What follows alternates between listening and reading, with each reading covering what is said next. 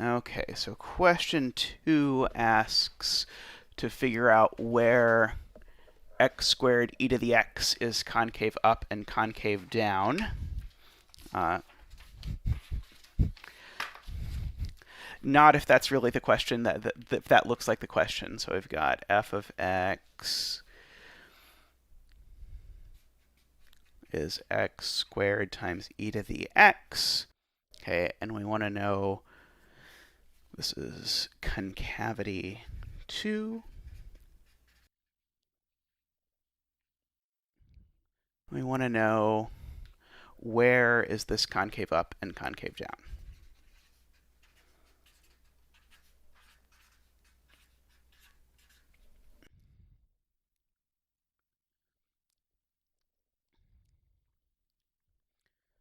Okay. I think it looks like that's showing up on the screen reasonably from what I can tell. Let's look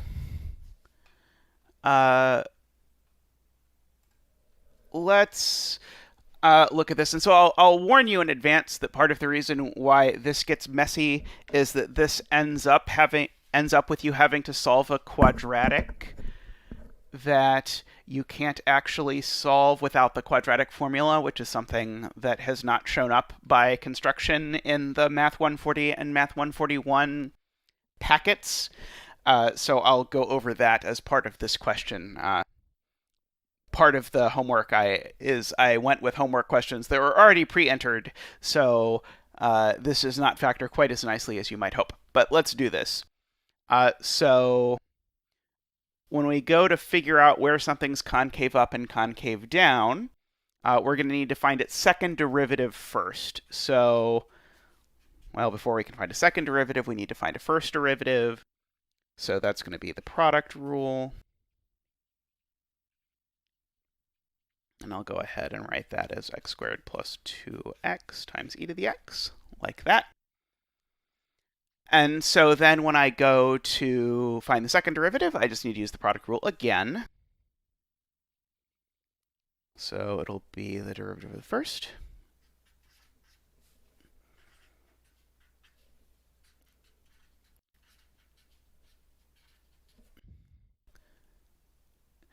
Okay, so when I go ahead and put all of this together, this is going to be x squared plus 4x plus 2 times e to the x. And sort of the way we've been checking our answers all semester, or all year in your case, if you've had me all year, is that all the questions were rigged so that you could factor this. And so if you got to a point where you had to factor a quadratic and you couldn't factor it, that meant that something had gone awry. This is a quadratic that you cannot factor. So in order to do this, I'm going to set this aside briefly. What you need is the quadratic formula, which tells you that if you're facing the equation ax squared plus bx plus c equals 0, then the solutions to this are x equals opposite b plus or minus square root b squared minus 4ac all over 2a. Okay, so this is the quadratic formula.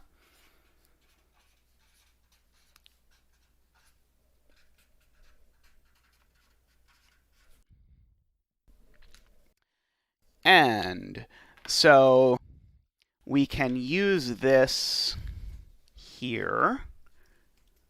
Double check that that's visible. So again, to recapture, what are we doing? We're figuring out where this thing is concave up and where it is concave down. And so we're going to need to sort of make a number line with all the spots where the second derivative is equal to 0, because those are the spots where the concavity could conceivably change. And then we'll figure out where it's concave up and concave down along those lines. Okay, so I'm going to set this thing equal to 0 to figure out those. And basically what I'm finding is I'm finding the places where there might be an inflection point. So when I go to solve this being equal to 0, I get this e to the x equals 0 piece, which still has no solution. And I also get this, x squared plus 4x plus 2 equals 0. And When does that happen? Well, because this thing doesn't factor, I'm going to use the quadratic formula. So here a is 1, b is 4, c is 2. So I'm going to go ahead and write down x equals opposite b will be minus 4 plus or minus the square root of b squared minus 4ac. So that is 16 minus 8 all over 2. So that is, and so I'll continue this on another sheet of paper.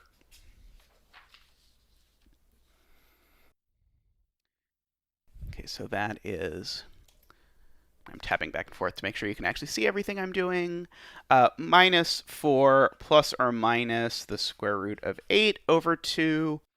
And if you want to clean this up a bit, you can do a little bit here to say, okay, the square root of 8 is actually 2 square root of 2. Okay, and so this means the points we're looking for are minus 2 plus or minus the square root of 2. And so we can make our little number line here, where we're going to have a minus 2 minus square root of 2 and a minus 2 plus square root of 2. And so these are our places where the function's allowed to change concavity. And so either we have to pull up a graph, or we can figure out the concavity by using the second derivative. And so we can basically go ahead and make test points, like we did for the first derivative test. So something that's between minus 2 root 2, and minus 2 plus root 2 is the number minus 1. And then something that's over here is 0. And then something that's over here would be something like minus 4. And so we can plug those points back into our second derivative. Sorry, there's our second derivative, which was that. And see whether the function is concave up or concave down at each of these points. So if I plug in 0, I get that f double prime of 0 is 0 squared plus 0 plus 2 times e to the 0, so it's just 2. That's positive, so it is concave up on this interval. When I go to plug in minus 1, then I'm going to get 1 minus 4 plus 2, so that's minus 1 times e to the minus 1. That's negative, because remember, e to every power is positive. Sorry, I'm not putting this on the screen well. E to every power is positive, so this is negative, and so it is concave down here on this interval. And then we have minus 4 over here, and so I'll plug in minus 4, which will give me 16 minus 16 plus 2. So I'll get f double prime of minus 4. It is 2 e to the minus 4th, which is positive, and so it is concave up here. And so after you have this, then you get your intervals of concave up and concave down, as given by this chart. And then the question also asks for the coordinates of the inflection points. And so for the coordinates of the inflection points, those are the places where the function changes concavity. So, namely, my inflection points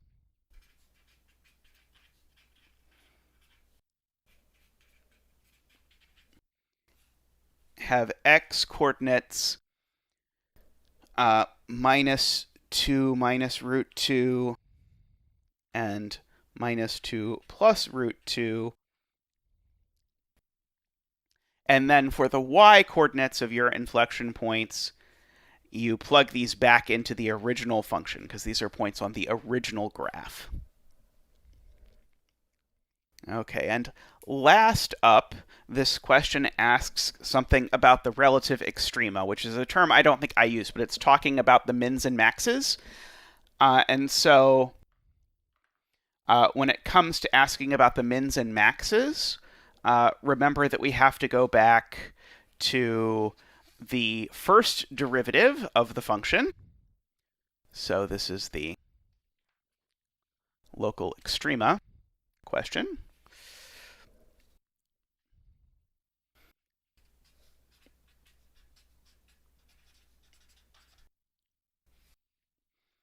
And so the way we've done this historically is with the first derivative test, which I'll remind you of, and then I'll explain to you how you could also use the second derivative test to do this.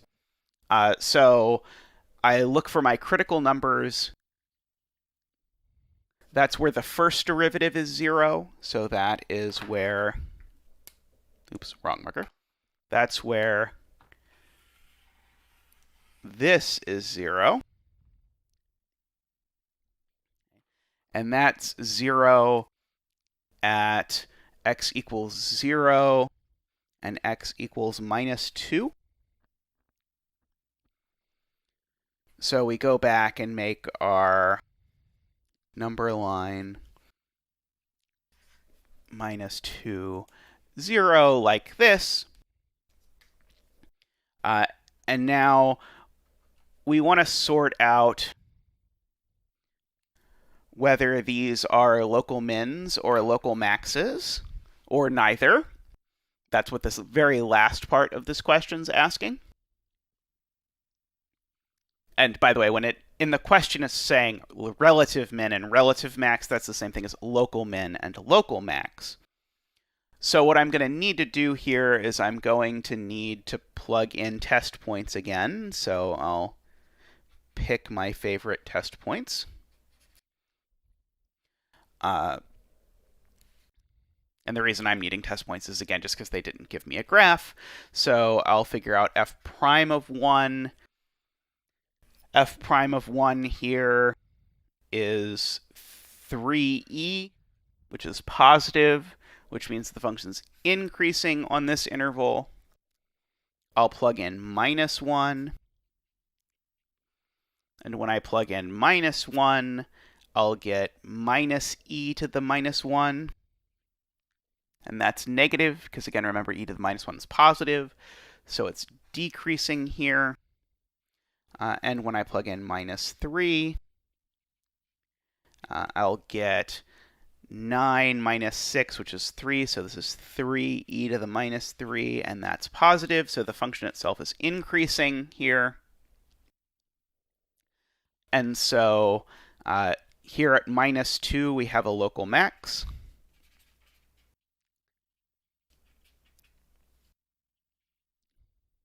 Again, we can see that from the shape of this picture here. And then here we have a local min at x equals 0. And again, that's coming from that shape. Now, what the question is alluding to when it mentions the second derivative test is there's actually a different way to sort out whether this is a local min or a local max other than the first derivative test. So just to be clear, everything we did up here, this was all first derivative test stuff.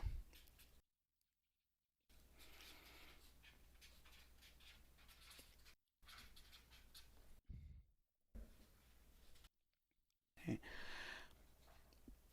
But here's a different way that you can sort out local mins and local maxes. Namely, another thing you can do is say, okay, well, what does a local min look like? It looks like this. And a local max looks like that.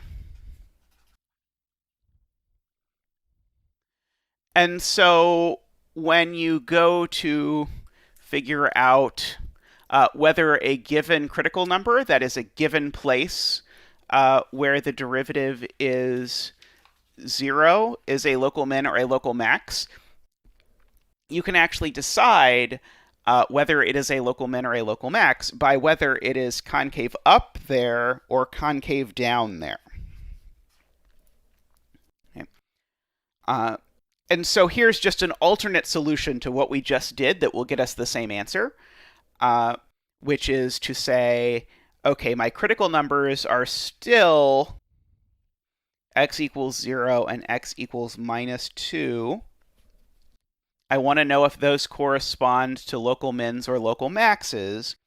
How do I decide that? Well, I plug these numbers into now the second derivative. So I need to go back to my second derivative, which is there. And so I can figure out f double prime of 0. That is 2. So what does that tell me? That tells me f is concave up at x equals 0, which tells me that x equals 0 is a local min because concave up corresponds to local min.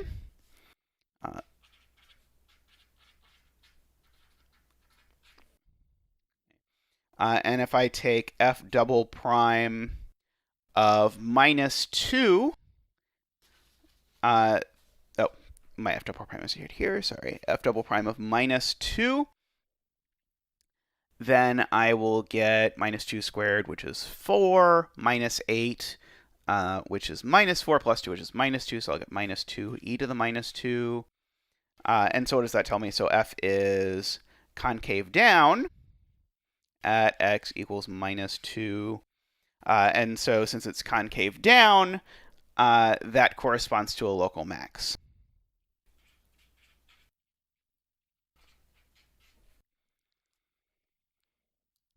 Okay, and so we recovered the same information out of this that we had over here, where we sort of figured this out using the first derivative test that this was a local max and this was a local min. We just did it by using the second derivative. Okay. Now, I didn't mention this second derivative test in lecture, and here is why.